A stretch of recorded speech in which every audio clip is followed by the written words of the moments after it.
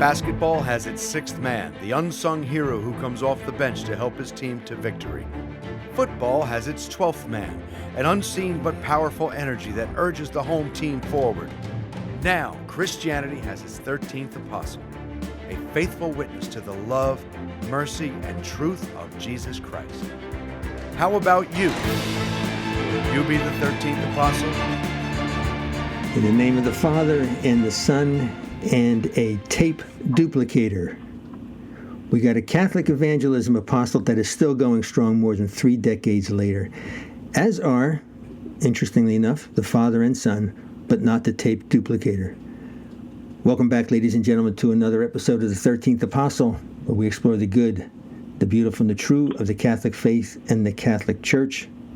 This is Tom Caffrey, along with my beloved friend, co-host, and sometime missing link, Dan Duddy. How you doing, Dan? Missing link. I'm quite well, Tom. How are you, buddy? All right, thanks. Very good. Friends, today we have our latest episode in our Unsung Heroes segment, where we enjoy a conversation with a faithful son of the church and laborer in the Lord's vineyard, Bud MacFarlane, Jr. Welcome, Bud, to the 13th Apostle. It's a pleasure to be here, Tom and Dan. It's great to have you, Bud. Thanks for being with us. Hey, guys, we're going to start off. We're on WQPH Radio, Queen of Perpetual Help, Our Lady. You'll hear more about Bud and his love for the lady. So let's say a Hail Mary to start off. Hail Mary, full of grace, the Lord is with thee. Lord is with thee. Blessed art thou among women, and blessed is the fruit of thy womb, Jesus. Holy Mary, Mother of God, pray for us sinners, now and at the hour of our death. Amen. Amen. Yes. Right now. No, so now, Bud. For us right now.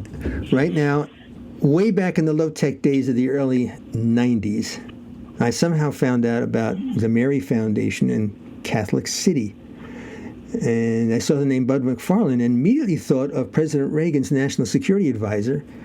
And right about that time, I thought, wow, he really has had a powerful conversion, because he was very involved and meshed in the Iran-Contra scandal, had attempted suicide, and I thought, wow, he's turned the corner big time.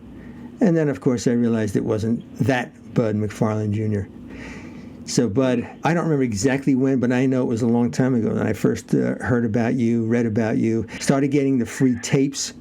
I remember a small square cardboard box full of tapes, the Scott Hahn conversion story. It's the only one I remember out of all of them. Oh, and Bud Sr.'s tapes on Marian apparitions. So tell us, do I have that right?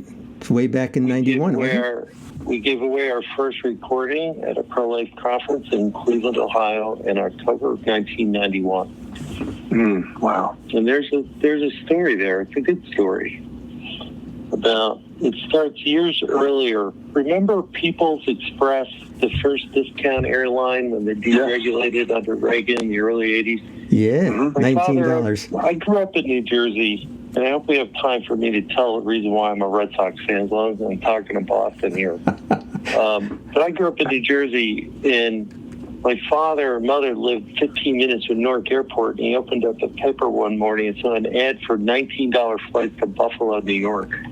And they jumped on a plane and went to see Niagara Falls. And then it was I believe it was May 13th, 1983, if I'm correct. John Paul II had been shot the year earlier. And my father didn't know much about Marian apparitions. And they were in the bookstore at a shrine called Our Lady of Fatima near Niagara Falls. And he said, the Pope's in Fatima to thank Our Lady for surviving that assassination attempt. And he bought a book at the bookstore on Fatima by William Thomas Walsh, Monsignor Walsh. It's a classic work, a historical work. And he read it all night, and he woke up my mother the next morning and said, Pat, this book has changed my life. I'm going to dedicate my life to learning everything there is to know about Marian apparitions. So he set out on his own, and my father has a genius IQ. He grew up playing to be a professional entertainer and comedian and impersonator. He can hold an audience in the palm of his hand. And he started learning everything he could. He read every book. He started by reviewing the Summa Theologica, which he had read in college, and went from there. He started calling the authors, going to the apparition sites, and literally made himself the foremost expert on the topic in the world, probably. And he had the ability to convey that. And he never advertised or took a fee.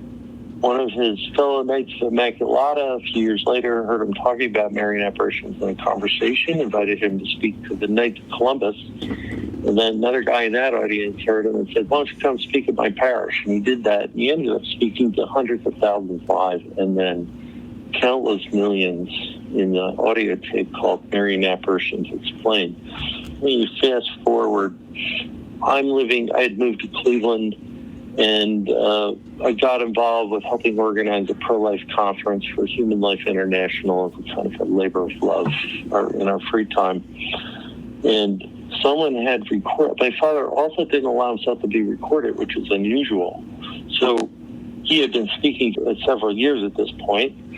And I took a recording that was made when a videographer off to the side plugged into his mic from a talk he gave in New Jersey a few years earlier. And I called him up and asked him permission to give away that talk as a gift for the people coming to this conference, something we were going to give away for free. As Knights of Immaculata, we had a little local group. And he said, "No, that'll be self-promotion." I said, "Well, you're not doing the promoting, I am." And I got him to kind of grudgingly agree. And we had, I'll skip some of the parts of the story, but essentially we ended up having this recording machine that could make cassettes for some other thing to do with that conference. And we took the last of our tithing money, really our last $500. We made these cassettes and we gave them away at this conference.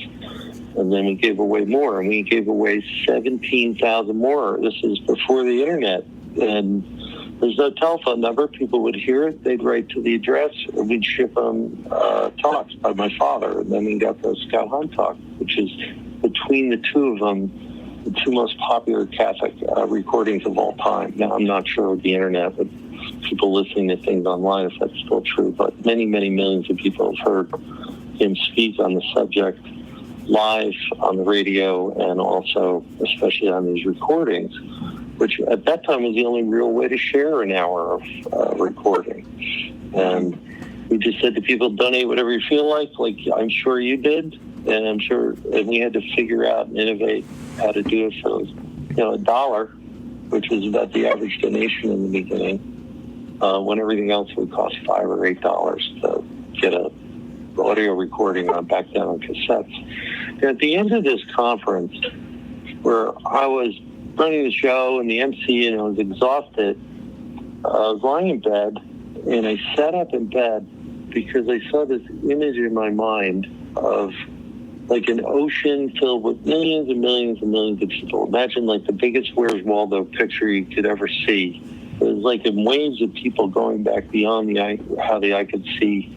And I was like above them on like a hill looking down and saw the people in the front of the line getting free materials. I couldn't see what they were getting, right? I don't, maybe it's a vision from heaven, but I have a vivid imagination. For me, it was like something I imagined. But it was very striking. I can see the image today as I did then back in October 1991, 31 years ago. And then I had this, what I call an infusion of principles to follow that seemed impossible. And the next day I wrote them down, and I just followed them. Free materials, use the latest technology to imitate St. Maximilian Kolbe, and treat everyone as an individual with kindness and love. And then I had this name, the Mary Foundation, from some other idea for a couple of years ago. I had a P.O. box from some other idea, and it all kind of came together. So I can't even say I planned it. I can't even say it was, my brilliant idea to come up with this distribution system, because ultimately it was given to me, I believe, by the Blessed Mother herself as a fruit of my consecration to her in 1993 on December 8th. At the University of Notre Dame when I consecrated my heart to Mary. And then I would have to add that we don't do anything at the Mary Foundation. We produce the materials, but our benefactors, hundreds of thousands over 30 years, have done all the praying, all the distributing, all the paying. They make it work. They do all the work. Other charities send them the money and they go off to the missions and they do their work, which is wonderful. Our apostolate, our benefactors do all the work. We just help them do it. And so it's very humbling. And like I said, I wish I could say I made up the system, but it feels like it was given to me. It didn't seem possible, but we did it anyway, and it turns out in a strange kind of way it makes a lot of sense. Well, every ship needs a captain, and we have an incarnate faith, so you are that incarnate captain. You are the captain of the ship. And what you've made clear is that there's hundreds of thousands of unsung heroes as well, and that's the beauty of the mystical body of our church. Dan, before you jump in, I'm going to just say to the audience, when I switched parishes to the current, again, it's appropriate for our conversation today, St. Mary Parish in Barnegat and Manahawkin, New Jersey. I attended a men's group, and this man stood up, real good stature, and had the most weather-beaten binder. Features? Weather-beaten shoes, binder, and there were papers flying out left and right without him grabbing any of them. And this is Bud MacFarlane Sr., Bud's dad, and I think of him as an Old Testament prophet. I so often do. When was this, Tom? 2008, I think. I know I switched in 2008 to Paris. He's still alive. He's 89. He's still going. He slowed down a little bit, but yeah, I saw him a few weeks ago. He looks like a crazy old movie star. Charlton Heston after he goes up on Mount Sinai, right? Exactly. So anyway, well, he's by the way, he's always well dressed. He always wears a coat and nice pants and shiny shoes. He's a Marine. So yeah. Oh yeah. Anyway. But that's a beautiful story of how your devotion to Our Lady, it comes from family. I think it's very heart touching. But it also brings me to a question I wanted to ask you because of your devotion to Our Lady. Maybe just drill into this a little bit more deeply. How do you feel the earthly, say, mother and son relationship plays in Marian devotion, or the lack thereof? Can you kind of maybe drill into that a little bit? Do you understand? Right. I saw the Catholic faith lived out with my parents, who had their faults and their back and forth, like every good Catholic couple in Boston has. But they also gave me 9 sisters and a brother. We prayed the rosary every day. We didn't do it as a family, but I knew they were praying it every day. And both of them have been practicing their faith without ceasing since they could remember, since they were very, very little children, which is kind of rare nowadays, which is true for me. I feel like the odd man out whenever I'm in a group of devout Catholics because they seem all to be converts or reverts and have been away from the faith. So I saw the living example through them. And my mother's just a saintly person. I really doubt she's ever committed a mortal sin in her entire life, much less a total lie. So I just had her example and their example in prayer. I mean, they had miracles and continue to have miracles occur when they pray. Mm-hmm. And I could, if we had 5 shows, I could just fill them up with miraculous healings and fertile couples that had children and conversions throughout their lives. So I saw the faith in action, and that made it easy for me, I think, to relate to God the Father as a loving Father, but also a good, disciplined Father, and as a loving mother. So it was like fish to water for me when my father told me about consecration to Mary. I didn't understand what it was, and I still don't think I do. I just know that I've set my entire life aside for her Immaculate Heart, and she guides things along. I don't even need to know the plan. I just have to do what they place before me today. And I saw my parents doing that, trusting in God's providence.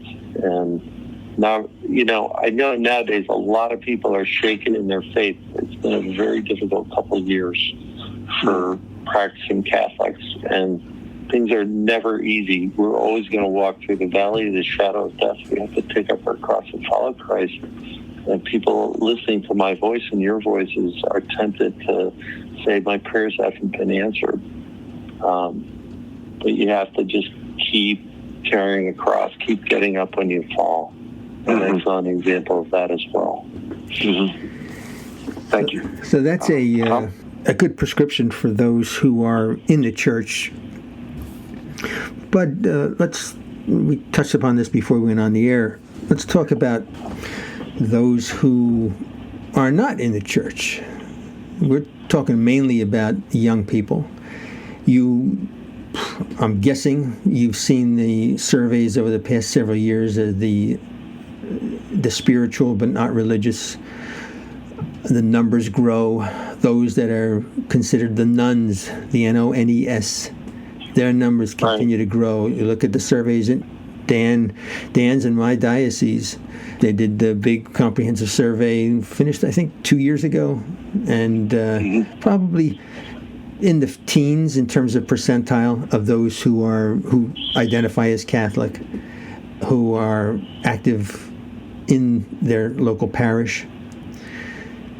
The surveys have said that the number one reason young people give, and these are from let's say 30 and younger, that they give is for not participating is that their questions weren't answered.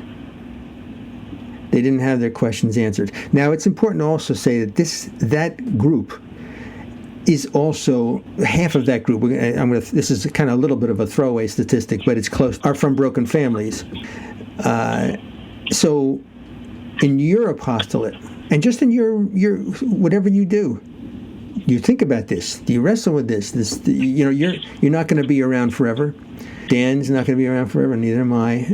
Those of us who are faithful, and it's a descending line on the graph of those active in the church and those who say they believe. What you're thinking on that? Well, that's the bad news. It's the 30,000-foot statistical analysis, right? That, before COVID and the shutdown of the churches, 80% of Catholics who are baptized don't go to Mass. Right. And then 83% of them never go to confession. 70% don't believe in the true presence. And a lot of responsibility for that has to fall upon the bishops going back to the 70s. We've had 60 years now, 50, 60 years, what I call the great forgetting and the guilty silence on teaching the teachings of the church. I know this because I grew up in that church that didn't teach anything. So that's sort of the bad news, and I can go on and on. I've done a lot of research on these statistics. On the other hand, I can assure you that there are 10 times more devout Catholics among the 20 and 30-somethings in the United States than there were when I was in my 20s and 30s. That the devout families, maybe there's not tens of millions of them, but there are certainly hundreds of thousands of them representing millions of devout Catholics, the ones who practice their faith, who believe what the church teaches as she teaches it, and they do so under tremendous cultural pressure to do otherwise, that they are sort of raising the greatest generation of Catholics maybe since the missionary times in the United States before the American Revolution. I know these 20-something Catholics. I have, 3 of my sons are these Catholics. And they are out for bear. And we just created a tool for them. These young Catholics who started not hundreds, over probably about 1,500 Catholic young adult groups. And they go out and they evangelize, they have adoration, they go to confession, they're looking to find a good, faithful Catholic spouse. Their eyes are wide open, they're not naive, because they grew up. One time I was joking with one of my sons. I said, I'm afraid for the world that you're going to grow up in. And he said, Dad, we're already growing up with it.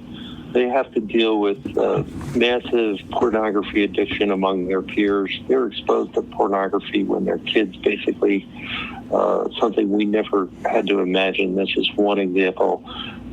These Catholics know their stuff, and there's a lot more of them when I was in my 20s and 30s. I assure you of this. So there's a lot of reason for hope. You don't need millions of people to get something done. You need thousands and tens of thousands of very dedicated, almost militaristic, we're part of the Church Militant. The Knights of Immaculata means the Militia Immaculata means the army of Immaculate Mary. So I see a lot of signs for hope. Maybe not from the institutional church, though that's turned around. And I would also remind you the United States is in better shape than virtually every Western country when it comes to the faith. We have at least some good bishops. We have bishops who are well-meaning and don't know any better because they grew up in a bureaucratic system that produces administrators and not leaders. But we have more leaders in Canada or Poland, or maybe Poland's an exception. So there's a lot of reason for hope, and I'm telling you from the trenches here, from the stats, which I'm well aware of. The people, it could take one talk, one internet video, one idea that could turn someone around. But mostly it takes a lot of love and friendship. I have personally helped just a few people enter into the Catholic Church, personally. But through others, I've helped hundreds and hundreds of millions. We'll never know that we go to heaven how many people have converted. I don't know how many thousands of kids walking around the United States, some of those devout Catholics, who are alive because their parents read my books or read my novels, threw away their contraception, right? Had 7 kids instead of 3. That's what I think God is seeing. God just needs 10 just men, right, to save Nineveh. And really just one. That was bad bargaining. What prophet was that? I forget which prophet that was. He kept bargaining with God. If I have 100 just men, he gave up at 10. He should have said, God, you just need one just man while you save this city. Because he was a just man, right? So I always have a hopeful view, but I also have a very realistic view. I don't believe in being pie in the sky and or overly negative.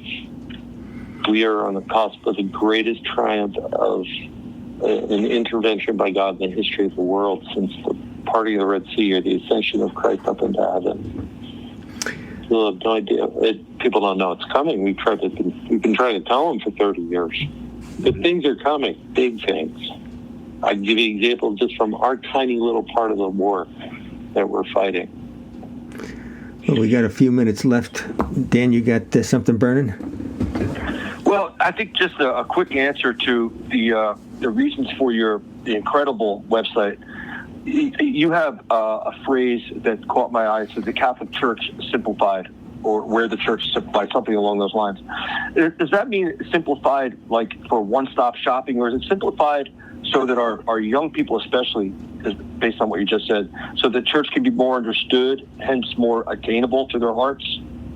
We only have a few minutes. What's the goal? Go ahead. Yeah, the goal is to be direct and to be truthful and not get caught up in back and forth arguments over minutiae. It's like, here's the faith. There's mortal and venial sin. There's a mother of God. Consecrate your heart to her and see what happens. Read this book on the warnings that are coming and apply it to your own life and realize that you're going to have a warning either here or after your death in heaven, where you have your final judgment. I love respond to being direct. Yeah, man. That's why I love your optimism. I love your optimism. Hey, I know. Yeah. Hey, I was telling you, I lived in Manchester. I grew up in New Jersey, but I'm extremely at home in Boston. And that's one thing I love about Boston people. They're direct. They don't pussyfoot around. Amen. So people need to hear there's a hell, and you know what? You're headed there. Yeah. Because by your own choice. Yes. Yes. Now, look, I don't dare to judge culpability in this bizarre culture that we're in. Mm-hmm. And also, as bad as the church has been in passing on the true faith, and now you have fallen away grandparents of parents of fallen away children. but they're baptized and they can come back. They could just walk right into a confession and go receive communion the next day if they're baptized in the Catholic faith. And it's not much more steps for our Protestant brothers and sisters to join our faith. So I'm getting caught up here, but the point is, Catholic Church simplifies. Just keep things simple and be direct with people and tell the truth. The truth is so powerful. Yes, People underestimate it. I think you got to be all articulate. I'm not as articulate as Scott Hahn, but I can give them a Scott Hahn talk to somebody, and they can know all the reasons why the Catholic Church is true and the Protestants are misguided after 500 years of lies that the Protestants don't even know 500 years later. So I welcome any Protestant back into the church. I love talking about the Bible with them. So thank you so much. Thank you. Yeah. All right. Bud MacFarlane Jr., ladies and gentlemen, wherever you are, you can go to that Catholic. It's not CatholicCity.com. It's Catholicity. There's that one C in the middle. Either one will work? Either way. Catholicity, one C in the middle, but if you mistype it and put two C's in the middle, they'll go to our website. Or the MaryFoundation.com. Excellent. Or the Eucharist.com. All go to one spot. Wonderful site. Wonderful site. Loaded. Another unsung hero. Oh, thank you. Ladies and gentlemen, one person, that's you, Mr. or Mrs. or Miss out there. You can make a difference too. Thank you, Bud. Thank you very much. Enjoyed the conversation, and all blessings for your work. Welcome. My pleasure. Love to your father, okay? I will. All right. What's up next, Dan? Stay tuned, folks, for the Angelus and Your Prayer Intentions with Peter and Jemmy. WQPHradio.org. Another great conversation, ladies and gentlemen. We can only do it with your help. Bless us. Amen. God bless you, Danny. God bless you, Tommy. God bless you all.